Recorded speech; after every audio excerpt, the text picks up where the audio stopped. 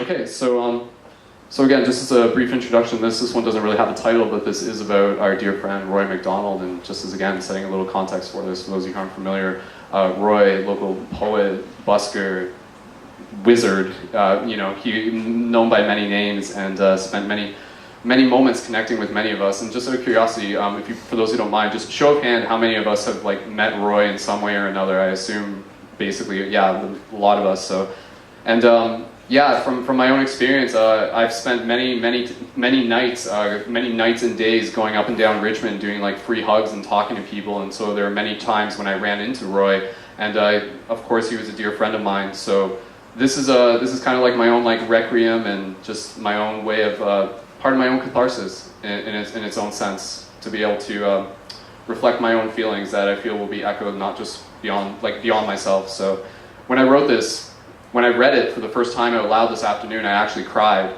and I just want to be able to invite anybody else, through my own emotional vulnerability, I invite anybody else to feel anything that they feel in this moment. And honestly, whether I cry right now, we'll wait and see, but I'm opening my heart to that, and I just invite anybody else to open themselves to that as well. So these words are not just my own. This one's for you, Roy. Once upon a waking dream, as you walk the streets of the joyful and the obscene, you come across a peculiar character, a mysterious vagabond, it would seem, with a long white beard and a twinkle in his eyes, with his gaze to the heavens and his hands held out, asking, why?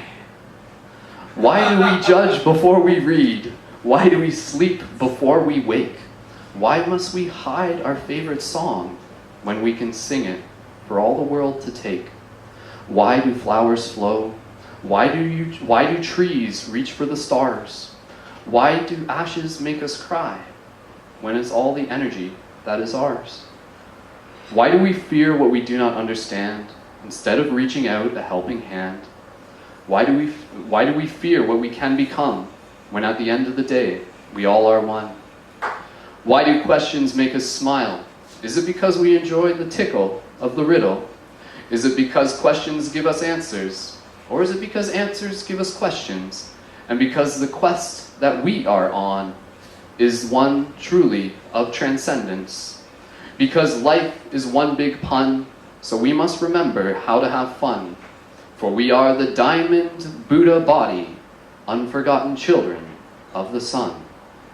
The mysterious character echoes on as a voice beyond time and space, as a mirror of ourselves and a memory of a once forgotten place. And yet through his eyes, we see ourselves, time and time again, the wizard, the rascal, and the rogue, the ever eternal and infinite friend. It's getting hard to read, my eyes are watering up here. And yet this friend is here and now. This friend is you and I. For it is up to us to keep asking questions and to always wonder, why? Why do we love someone so dearly, even when their flesh returns to the earth? It's because they never truly leave us. It's because our memory is their rebirth. Because death is not the end. It's just another bend of the infinite stream, as an ever-unfolding soul within this shared collective dream. Through the love we continue to share, through the songs we continue to sing, through all the mystery that surrounds us, we must remember this one thing. As the man looks you in your third eye, you feel a wave roll over your heart. He speaks to you so softly. Your love is your art. And use it to transform the landscape of this shared dream. For in the mystery that is life, not all is as it seems. Because you are your own creator, a dreamer awakening from within, seeing beyond the illusions and remembering what has always been. We are all a part of all that we meet.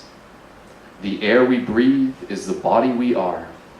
Energy beyond this moment, timeless echoes of the stars. You smile at this man as his voice is heard by your soul, the cosmic innocence of a child, regardless of how old. And so simply in this moment, you feel a shift in your consciousness. A spark has been ignited as you openly confess. My friend, I thank you deeply for all that you are and forever will be. From this dream to another, I see and remember the you that is me. And as time folds in on itself,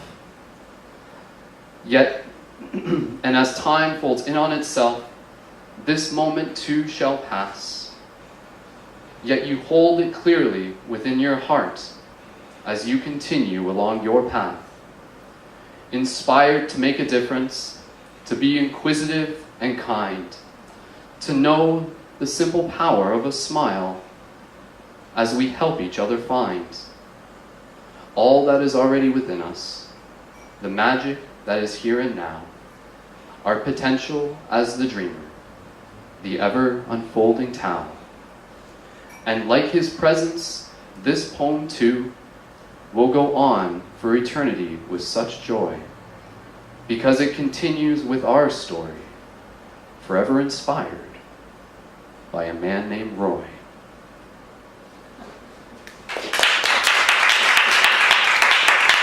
Thank you very much. Thanks, Roy. Roy's like, he's hearing this right now, right? So, yeah. Thanks, Roy.